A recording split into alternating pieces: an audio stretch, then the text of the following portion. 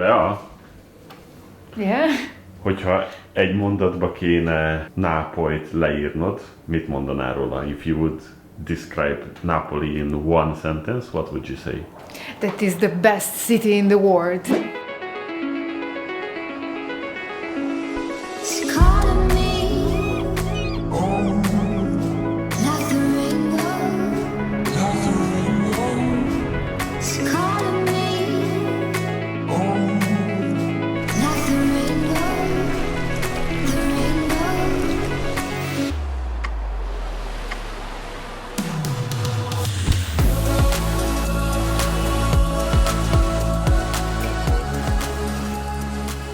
Sziasztok! Hogyha esetleg újak lennétek a csatornámon, én Tomi vagyok, Bea pedig törzsgyökeres nápolyi. Szóval ebben a videóban a tipikus turista látványosságok mellett számíthattok olyan helyekre is, amit szinte csak a helyiek ismernek. Mindezek mellett megmutatom nektek, hogy hol tudjátok a legjobbat enni, és azt is, hogy mire figyeljetek nagyon, hogyha Nápoly városába érkeztek. Szóval vágjunk is bele!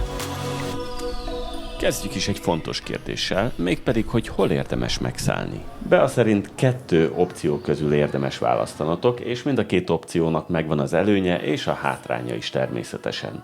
Az első opció az nem más, mint maga a centrum. Ennek az előnye, hogy rettenetesen közel van minden, szinte sétatávolságra, viszont a hátránya az, hogy elég zsúfolt és hangos is tud lenni. A második opció pedig nem más, mint Vomero negyede, ami ám bár egy picit messzebb van, körülbelül egy 15-20 percre van a város központtól, de van busz, metró és sikló is. Viszont megvan az előnye is a helynek, ugyanis sokkal kevésbé zsúfolt, mint a központ, és még így is rengeteg nagyon jó étterem és bár közül választhattok. Na de nézzük is meg, hogy mit érdemes megnézni Nápolyban. Szóval kezdjük is a város szívével, a Spacca Napolival. Ez az utca nem csak a város legautentikusabb utcája, hanem tulajdonképpen, ahogyan a neve is jelzi, szó szerint ketté hasítja Nápoly városát. Ezt az utcát konkrétan több mint 2500 évvel ezelőtt még az ókori görögök tervezték. És az extra poén az, hogy hiába keresitek ezt a nevet a térképen, ugyanis hivatalosan nem is létezik. Hiszen valójában csak 7-8 kisebb utca láncolata. Nápoly egyébként egy igazán különleges hely, ugyanis itt a szent és profán világ teljesen összekeveredik, ahogy Nápolynak a legfőbb szentje Szent Januarius, akinek a történetét mindenki ismeri. Na de ha ti esetleg éppen nem ismernétek, akkor gyorsan összefoglalom nektek. Tulajdonképpen ő Nápoly védőszentje, és egy püspök volt, aki a 4. században konkrétan mártírhalált halt. És a vérét elrakták egy kis üvegcsébe, ami azóta minden évben egy bizonyos időszakban a hívek előtt konkrétan szilárd halmazállapotból cseppfolyóssá válik. Legalábbis jobb esetekben. Említsünk meg egy pár évet, amikor szilárd maradt. 1527 Pest is. 1884 kolera. 1939 és 40 kitört a második világháború, és Olaszország hadba szállt. 1944 kitört a Vezúv, majd 1980-ban az irpiniai földrengés, és 2020-ban pedig a Covid jött. Szóval Szent Januarius misztikus története a mai napig meghatározza a nápolyiak hitét, de van egy másik, legalább ennyire imádott védőszentjük is, aki viszont nem a mennyből érkezett, hanem Argentínából, és ő nem más, mint maga Maradona. Hiszen még saját teret is kapott, ami teljesen olyan, mintha egy szentély lenne. Amit mellesleg a Quartieri Spagnoliban találtok.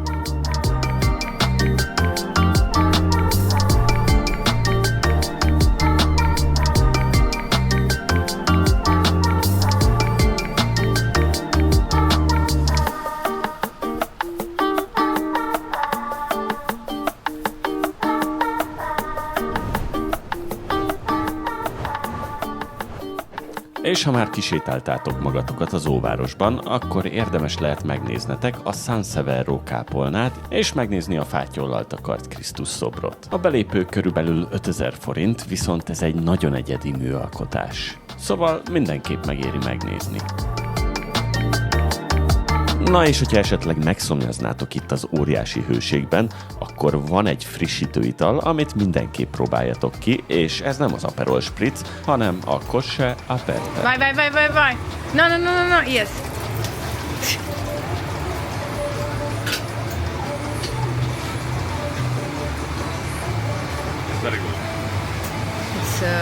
It's just water with them. Valójában ez tényleg csak egy kis frissen facsart citromlé, szódavízzel és egy csipetnyi szódabikarbónával, de tényleg elég frissítő ebben a melegben. Ez itt pedig a Villa Floridiana, egy tökéletes hely arra, hogyha egy kicsit kiszakadnátok Nápolynak az őrültségéből, ugyanis ez egy tök szép és nyugodt park. Úgyhogy mindenképp érdemes ide is eljönnetek.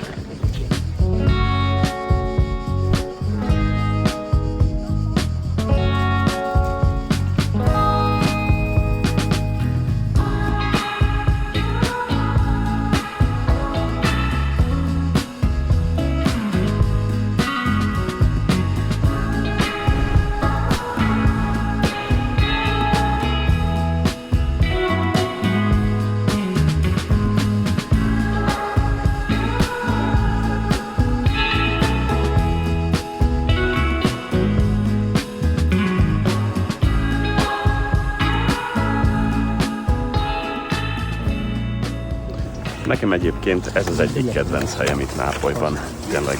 És a kilátás pedig egyszerűen csodálatos.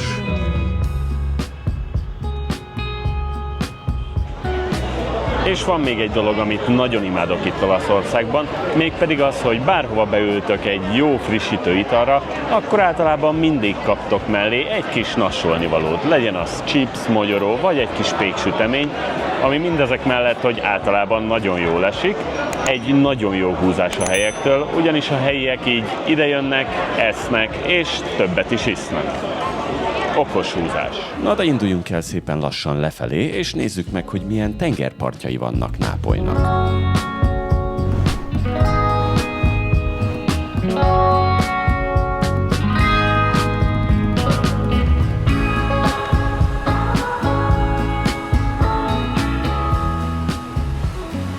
Az az igazság, hogy a belvárosban a legtöbb tiszta és rendezett strand, mint például ez itt, általában magánterület, ezért sokszor belépőt kell fizetni. De szerencsére van más opció is. Van egy titkos strand, amiről nagyon sokan nem tudnak, és ez ingyen van, és ez is egészen jó, úgyhogy mindenképp érdemes eljönnetek ide. Egy kicsit zsúfolt, viszont turisták nem nagyon vannak. És mindezek mellett, hogyha nálatok nincs annyi elektronikai eszköz, mint nálam általában, akkor egyébként át tudtok úszni még másik helyekre is, ahol biztos kevesebben lesznek, és szebb is lehet.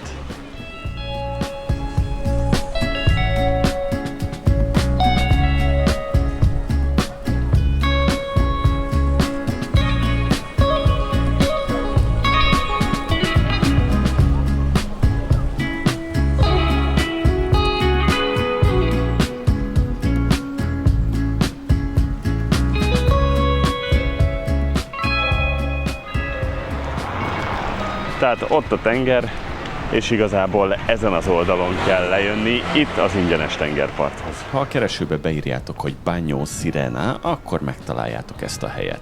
Ugyanis közvetlenül mellette kell elsétálnotok.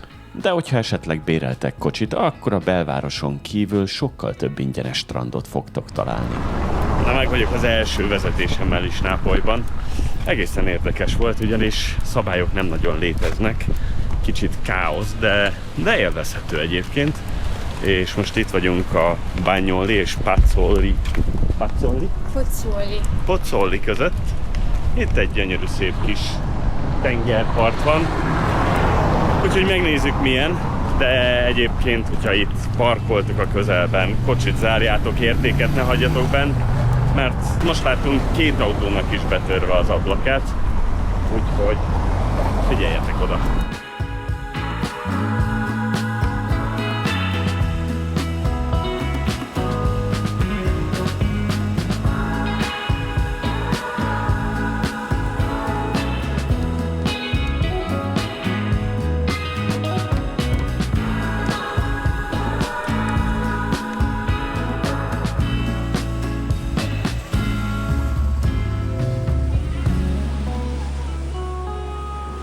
Most pedig egy igazán különleges programra indulunk itt Nápolyban, ugyanis kajakozni fogunk Posillipoban, és ez egy nagyon jó program, ugyanis rengeteg olyan rejtett tengerpartot fogunk látni, amit csak kajakkal vagy hajóval lehet megközelíteni, úgyhogy mindenképp érdemes kipróbálni nektek is.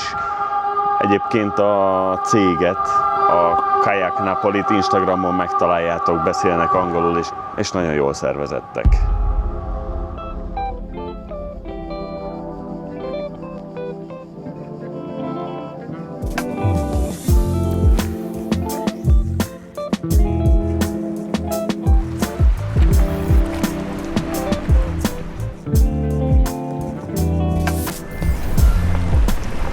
Na, milyen kis barlangok vannak itt, elég menő.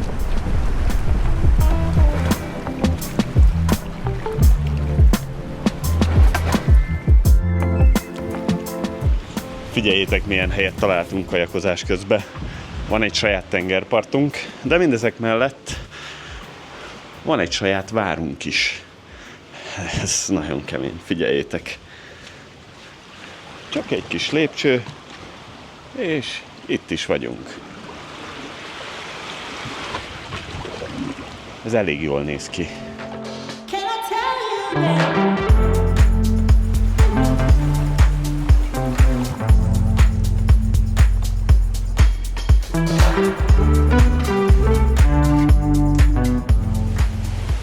Mennyire gyönyörű, nagyon durva.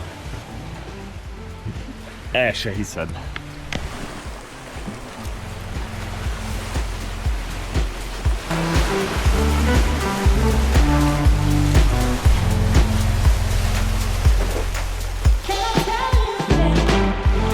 Átjöttünk ide a villának a strandjára is, itt is csak mi vagyunk ketten, egészen király.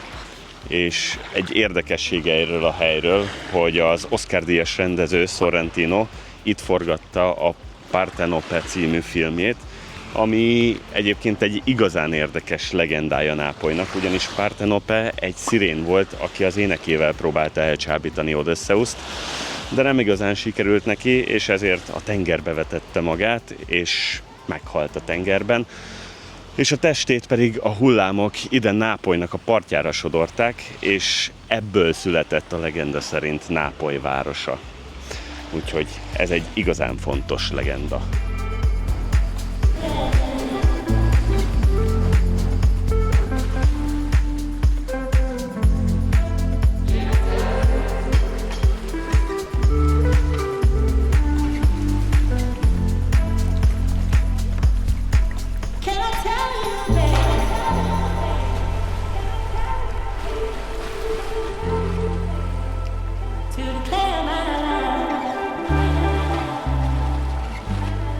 Az az igazság, hogy Nápoly teli van jobbnál jobb éttermekkel, de mégis a legjobb ebédemet itt ezen a sziklán ülve fogyasztottam el. Ez itt pedig a Palazzo Donna Anna. Egy másik gyönyörű tengerpart. Nagiance? Nagiance? Nagyon szép. Jobban belegondolva, a nápolyiak egyébként folyamatosan egy vulkán árnyékában élnek, ugyanis itt van mögöttem a Vezúv, aminek a történetét mindenki ismeri, hiszen ez a vulkán semmisítette meg annó Pompei városát is. Jelenleg egy alvó vulkán, de ez nem az egyetlen egy veszély, ami Nápolyt körbeveszi, ugyanis a másik oldalról a Campi Flegrei, azaz a lángoló mezők veszik körbe, ami egy aktív szupervulkán. Szóval, hogyha belegondoltok, Nápoly tényleg két tűz között van. Ez az a város, ahol tulajdonképpen bármikor megtörténhetne a katasztrófa, de a helyiek mégis a jelenben élnek, és jókat esznek, isznak, motoroznak, és csak élvezik az életet. Talán ebben is rejlik Nápolynak az igazi ereje. Na és ha már a kajánál tartunk, akkor nézzünk is meg egy-két éttermet, amit érdemes lehet kipróbálnotok. És ha már Nápoly, akkor mi mással is kezdhetnénk, mint egy jó pizzériával, amit Rione Sanita negyedében találhattok, és ez nem más, mint a Concentina ai Trisanti étterem. Ez egy nagyon hangulatos hely, remek pizzával, úgyhogy mindenképp ajánlom, hogyha erre jártok. Na de amennyiben valami másra vágytok, mint pizza, akkor ajánlani tudom nektek a Nenella nevű éttermet. Azzal viszont mindenképp érdemes számolnotok, hogy mi legalább másfél órát álltunk sorba, mire behívtak minket. De ha egyszer már bent vagytok, onnantól kezdve pedig nagyon gyors a kiszolgálás, a kaja finom, és a hely pedig igazán szórakoztató, ugyanis egyik pillanatról a másikra átváltozik szórakozó helyé az étterem. Szóval ezt is kár lenne kihagynotok. De az igazság az, hogy Nápolyban kajával nem igazán tudtok mellé lőni, még hogyha az utcán esztek, akkor sem. Na de van ám még egy pizzéria, amit muszáj megemlítenem. És ez nem más, mint a Cinquante Calò, ami mellesleg 2017-ben Michelin csillagot kapott. Ahhoz képest pedig teljesen korrekt árakra számíthattok, és 2 dologban biztosak lehettek. 1, hogy legalább másfél órát fogtok sorban állni, 2, hogy remek pizzát fogtok enni. Na de amennyiben egy kis kikapcsolódásra vágynátok Nápoly nyüzsgésétől, akkor érdemes lehet átmennetek Procida szigetére. Procida mindössze egy 40 perces hajókázásra van Nápolytól, de mégis teljesen más hangulata van az egész helynek. Mivel a turisták nagy része Caprira vagy pedig az Amalfira mennek, ezért sokkal, de sokkal nyugodtabb és szinte csak helyiek vannak itt. Így teljesen nyugodtan élvezhetitek a természetet, és ehettek egy jó lingua di procidát is, ami a szigeten egy jellegzetes, nagyon frissítő citromkrémes desszert.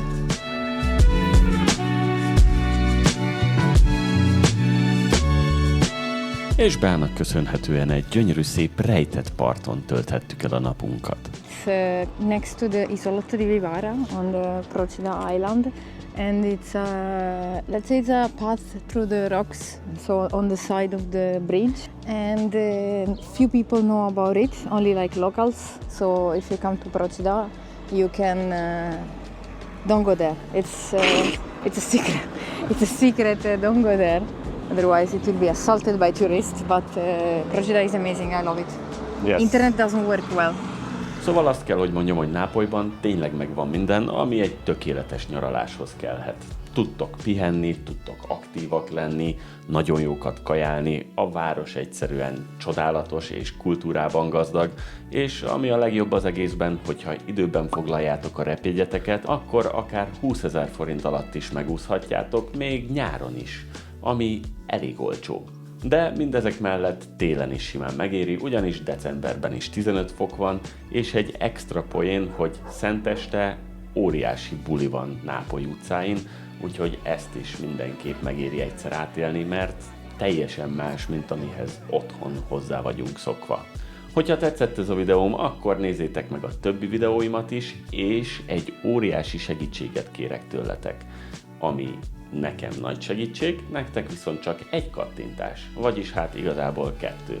Szóval kérlek, dobjatok egy lájkot, nagyon nagyra értékelném, és természetesen, ha még nem lennétek feliratkozva a csatornámra, akkor iratkozzatok fel, ugyanis folyamatosan jelentkezek új tartalmakkal, mindezek mellett pedig elértek Instagramon és TikTokon is. Most pedig köszönöm, hogy velem tartottatok, és hamarosan újra találkozunk. Addig is, sziasztok! Nem olyan régen még Madérát hasonlítottam Hawaii-hoz. Bár ezzel nem mindenki értett egyet. Mint Hawaii. Igaz, még nem voltam, de gondolom ilyesmi. Ezért úgy döntöttem, hogy nézzük meg Hawaii-t is. So you're thinking of me. Hawaii az a hely, ami mindenkinek rajta van a bakancs listáján,